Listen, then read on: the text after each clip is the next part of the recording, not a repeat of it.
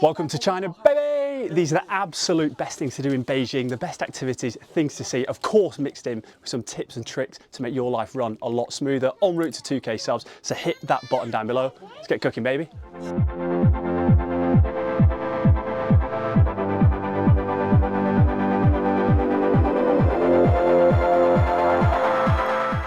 Coming in at number 1 is the Temple of Heaven. This is going to set you back a measly £3.50. It makes you take your passport to get in.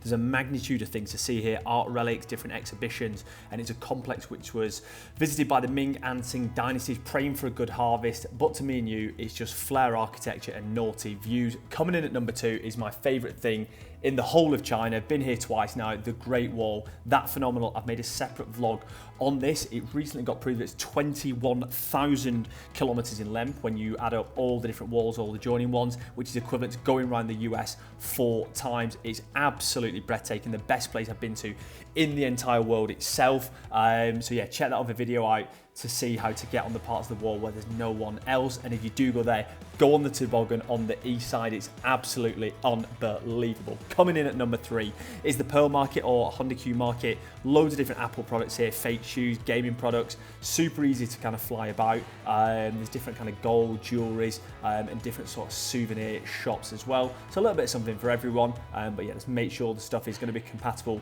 in your home country when you're going back. And got a nice little phone screen. I was tempted by a few of the old PlayStation controllers, but yeah, we had to pass on those because no paddles on the back. Coming in at number 4, the Fasting Palace itself. This is where the different emperors went. 3 days, no food, no sex or alcohol to purify the body. Sounds like an absolute horrible setup to me, but I'm sure it was well worth it. Again, all these kind of buildings are just flair architecture, naughty amounts of history, and obviously the religious significance as well. Coming in at number 5 is the Imperial Vault of Heaven, built in the 1530s and then rebuilt later in the 1700s, and it was a place to house God's tablets. There's different kind of trees here and artifacts which people were holding and making wishes and prayers towards. And yeah, like I say, it's located on the same complex as the Temple of Heaven, so that £3.50 is getting you access to all these different areas. Check out the description. I've put everything that we went to in a nice itinerary. We make the mistakes so you don't have to. Coming in at a magnificent number 6 is the circular Mound altar. Religious ceremonies here to pray for rain. Again, all linking to a good harvest, looking after the people and just sorting the boys out. Out of all the things on this, I would say this was the least impressive, least significant, I guess, from like a purely aesthetic architectural perspective, but all nice to take in and have a mooch around. Once you've got a little bit of a religion, tradition, a little bit of history in the bones, you're gonna need to refuel. Arabica coffee, this is absolute rocket fuel. I don't even have any sugar in my coffee. I have to have at least 1. The king was on 2 sugars in here, but lovely little minimalistic setup. Banging coffee and just a nice way to take the old weight off your feet when you're flying about Beijing, because it is an absolutely monstrosity of a place to get around. But coming in at number 8, just outside where you can get a coffee, is the 3D billboard, and marketers absolute wet dream. You could sit here all day and watch the animations come out. It's usually about 1 minute of animations and then a few non-3D things going on. But yeah, I thought this was super flair, and yeah, JP, he'd be absolutely loving this sort of stuff. Coming in at number 9, obviously, it is a little food recommendation. Apparently this place was a Michelin star.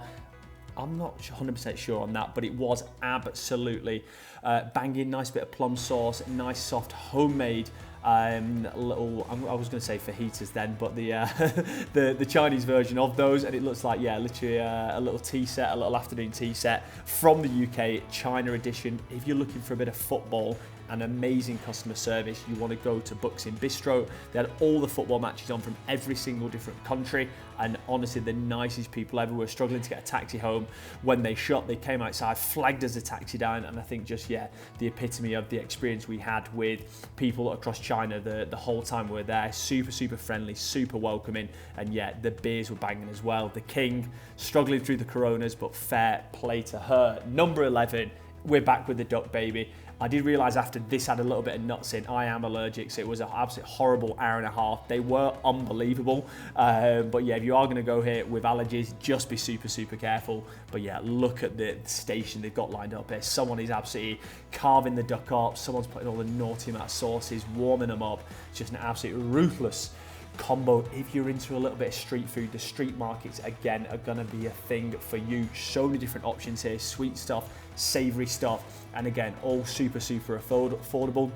You're looking about £3 to £5 for kind of one of the dishes. You can try different things. There's not loads of seating is the only thing that I would be wary of here, so make sure you lock down a seat and maybe take turns going up getting different bits of food, but highly recommend. And the duck place was actually located inside this market. A straight 10 out of 10 from your boy G Dubs. Second day we went to the Lama Temple. This was absolutely phenomenal from a traditional standpoint, from a cultural perspective. Obviously I don't know too much on the religious side, but everyone was lighting incense, lighting candles, and praying. Apparently one of them was to pray for love and money, so hopefully we've got a little bit of that coming in the not too distant future. It was very much like Inception of temples, one after the other, you keep going through them, all breathtaking as the one before. You can't go to Beijing without checking out the Hutongs, so if you just head to the Lama Temple and then walk towards the old bell tower, you'll go through the district which I just labelled above, and again all the little streets, super picturesque, super cool, loads of different kind of places to get a drink, tea, coffee, beers, a little bit of lunch, but yeah, all the kind of traditional side, a nice bit of architecture, a nice bit of design work. It's just the things that you absolutely love to see. If you are going to go in somewhere, do check the prices, because number 15 was unbelievable, a traditional tea house. However, me and Em paid £8.50 each for one of these cups of tea. It was phenomenal. I went for the black Mongolian with toffee. I think Em was on a little orange, like citrus type number. They were both really good, but yeah, £8.50 for a cup of tea is pretty bloody steep, even though we do love a copper.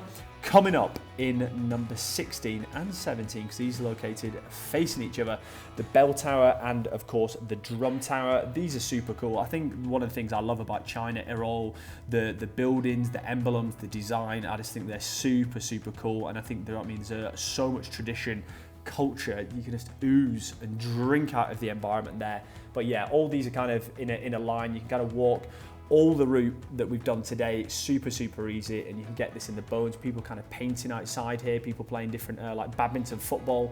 It's just an absolute madness, to be honest. Number 18, you have to go. If you only go to one park, go to the Jingshan Park. This is absolutely top draw. £1.10 to get in. They had the different bonsai trees. I think it's like a little competition. You walk up a few of these semi-steep bits. I had to help push someone up in a wheelchair who was, they're obviously struggling to get him up, but we're talking the 360-degree panoramic views over the entire Beijing skyline, tree line, just everything you want to see in the distance. This was absolutely top draw. Unfortunately, me and Em couldn't get tickets to the Forbidden City because we only booked our flight to Beijing 1 day in advance. However, you can go and look over it from the park itself. So this would be the cheaper way to do it, but obviously I advise going checking it out in person. Absolutely phenomenal setup, so much history and culture within that. Obviously it's a complex system of gardens and palaces, and just phenomenal to look down on. But if you are going to go to the park, this is the spot, the highest viewpoint. You can't miss it. It's where everyone is going. Coming in at number 20 is Beihai Park. Again, £1.10 to get in. This is super cool. You got a huge lake. You can get like pedlos out on there. You can walk around it, people jogging around it as well. And yeah, there's another lake to the north as well, Houhai Lake. So yeah, if you are into a little bit of scenery, a little bit of serenity in the hustle and bustle of Beijing, then this is going to be the spot for yourself. Super relaxing, and yeah, only £1.10 to get in. So yeah, cannot complain at those prices. Coming in at number 21, this is actually in the park itself as well, the White Pagoda. Again, this is obviously another Buddhist temple. So again, there's obviously a lot of religious significance here, but again, flair architecture, flair building, flair opportunity for some JPEGs, as the king is here with a little digital camera. If you want to check out those snaps, follow me and Em on the old Instagram, posting pretty much daily at the minute, which is an absolutely aggressive bit of kit. We did have a mare, so again, we make the mistakes, so you don't have to. The summer palace is meant to be absolutely phenomenal. Different palaces, lakes and gardens. You need to get a tube here outside of town, but it does shut at 7. We got there at 8 minutes past 7 and just missed it annoyingly. Number 23 is Tiananmen Square. Again, we booked so late. I've been there before, but we booked so late that we couldn't get there. We couldn't get tickets in time because it was actually a Chinese holiday, and we left it too late. So definitely go to Tiananmen Square. And number 24, if you're into the old beer waries and you want to fire up a night out, get yourself here. We're talking silly amounts of karaoke. You've got different kind of Asian music. You've got like different rock bands. You've got different reggae bands. Absolutely buzzing atmosphere, and the beers were absolutely flowing here. Make sure you got WeChat or cash for all these. And of course, to finish the night off, the team managed to get into a Chinese club. I'm not sure how it happened. We ended up getting in with a wristband for free drinks the whole night due to a friend we met from Argentina. So shout out to her, and it was an absolute banging evening. Sick tunes, would 100% recommend. So now you've got your itinerary locked in, you know what you're doing. However, there are lots of things in China that are so different to any other country that I've ever been to. So I put together 15 key tips that are going to make your life run just a lot smoother whilst you're there. If you only take away one, it has to be this. You need your passport every single place you go to. The different kind of checkpoints, different activities. When you're paying to go in a park, when you go to the Great Wall, you will need to scan your passport in all these places, otherwise you won't be able to get in. So make sure you carry it everywhere you go. Kind of linking to that, on point number 2 is the security in China is insane. We had a security guard on our flight into China checking everything on the flight. When you're going through, people asking you, where you're specifically staying, what your itinerary is, when are you leaving, was your flight booked out of the country. There's different checkpoints across the city. I would definitely say it's a safe place, but obviously there's such a high level of security. There is an element of being a little bit on edge, but obviously we'd rather have high security rather than none. Coming in at number 3 is the Chinese people are the most friendly, welcoming, helpful people of any country that I've ever been to. We asked for directions on our first day. Someone drove us to the center of Beijing. I got moved to a separate area of the flights, and I told them I had a nut allergy.